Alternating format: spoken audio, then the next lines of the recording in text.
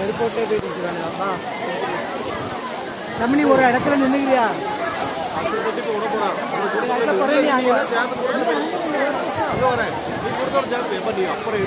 ஒரே நிமிஷம் ஒரே நிமிஷம்